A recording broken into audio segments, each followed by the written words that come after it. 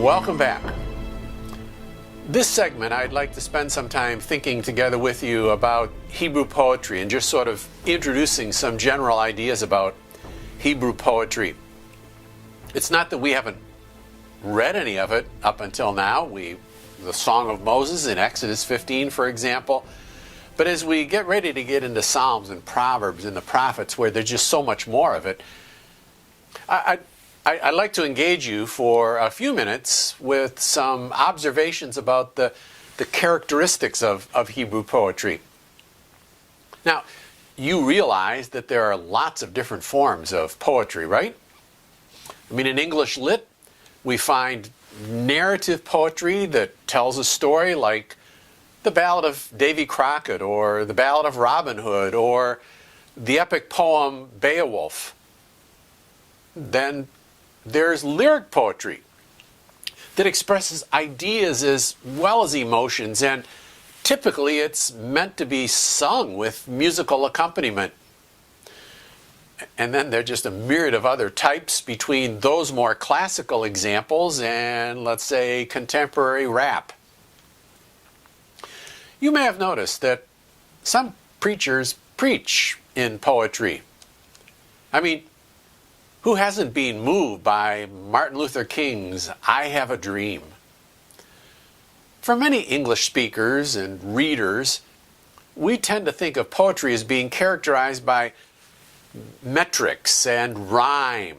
I mean, who doesn't know Mary had a little lamb, its fleece was white as snow, and everywhere that Mary went, how does this have to end? Something's got to rhyme with snow, right?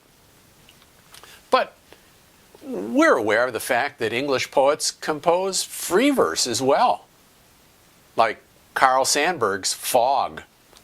The fog comes on little cat feet. It sits looking over the harbor and city on silent haunches and then moves on. Not much in terms of metrics, not much in terms of rhyme. So, the point I want to make with these few examples is that there are many different forms of poetry in our culture, and many of them are very different from each other. Now, some common characteristics would tend to include terseness. Poetry tends to be terse. I mean, even sometimes in the spelling. Have you noticed? Instead of spelling out over, it's or, O apostrophe ER, or instead of never, it's ne'er, N-E apostrophe ER. So, poetry tends to be terse. Symbolic. Poetry tends to use lots of symbolism. A third characteristic would be aesthetic. Poetry's meant to be beautiful in sort of a literary or oral sense. It sounds, it looks. And that leads us to the fourth characteristic. It's emotive. It's meant to evoke emotions in the reader or in the hearer. Well, the focus of our interest right now is on forms of aesthetic, symbolic, emotive communication used by literary artists in an ancient Oriental culture. And that requires a degree of alertness or sensitivity to what makes Hebrew poetry work for that culture. Hebrew poetry shares in common with much Western poetry a love for expressing an idea in rather short lines, right? You see that in the way the editions of our English Bible lay out poetry. I mean, you're not going to find a 202-word sentence like Paul composes in Ephesians 1 anywhere in the Psalter or Proverbs or Lamentations, or, I mean, that's just not poetry. So, lines of Hebrew poetry are relatively short, terse, and generally they're of similar length. You're not going to have a short one and then a really long one.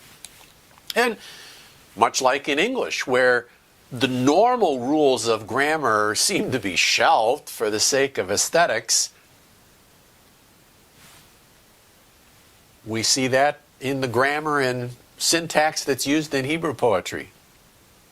There are a number of grammatical features like the vayichtol or the vav consecutive syntax that I've been harping about earlier, is showing, for example, that the narrative of Genesis just flows right into Exodus and Judges into Samuel. Well, this grammatical syntactical feature is very rare in poetry, as is the use of the word that marks the direct object, or the use of the relative pronoun, or even the definite article.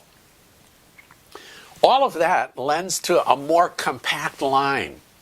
So, what is a line? Well, your English translation may not help you here, either by their layout of the lines in English or by numbered verses. We refer to a line of Hebrew poetry as a bicolon, two colons. Now, I'm not talking about a colon as in English punctuation, but two parts. So, take a look at Psalm 23, for example. Open up your Bibles to Psalm 23. You'll notice that after the psalm title, Song of David, line 1 is, Yahweh is my shepherd, I shall not want. Break. In green pastures, he makes me lie down. There's line 1. And you saw the two halves. Line 2. By still waters he leads me. Break. My soul he revives. Notice both halves, the length is about the same. The halves in line 2 are a little bit shorter than they were in line 1. Line 3, he guides me on a righteous path. Break. For the sake of his own name. Line 4, even if I walk in the darkest valley, I will fear no evil. What happened there? Well, I didn't have two halves, did I? I had three halves, 3 units, 3 parts to that last line. So, you notice that most often a line is composed of 2 colons, 2 halves, hence the expression bicolon. The last line we looked at was a tricolon. It had 3 parts. And there are even examples of tetracolons. Jeremiah 2:13. For 2 evils have my people done. Me they have forsaken, the fountain of living water, to hew themselves cisterns, broken cisterns that cannot hold water. Well, when we write prose, we all understand that typically one word is not a unit of thought unless it's something like stop or run. Typically the basic building block is a clause with its subject and predicate. But in discourse, what do we think of as the unit of thought? It's a paragraph representing a developed unit of thought. Well, I say that to draw a parallel in Hebrew where we shouldn't dwell too much on a colon or even a bicolon or a tricolon or a tetracolon, because the developed unit of thought in poetry is the stanza or the strophe. Now, most of our English translations clue the reader in by adding a space between the strophes, so we can visually see the break between what we would call paragraphs if we were dealing with prose. Well, one device the Hebrew poets used that seems unusual to us, actually, as a guy who struggles to get every other line just to rhyme in a poem that I write to my wife or my kids, and struggles to alliterate 3 or 4 points of a sermon, the idea of writing a poem where every line begins with the next letter of the alphabet is mind-numbing. But that's what we find in the book of Lamentations and in a number of Psalms. Psalm 9 and 10, Psalm 25, 34, 37. I mean, the biggest one you'll find is Psalm 119. That really takes it up a notch because it's not every line, but every one of the first 8 lines of Psalm 119 begins with the first letter of the alphabet, Aleph.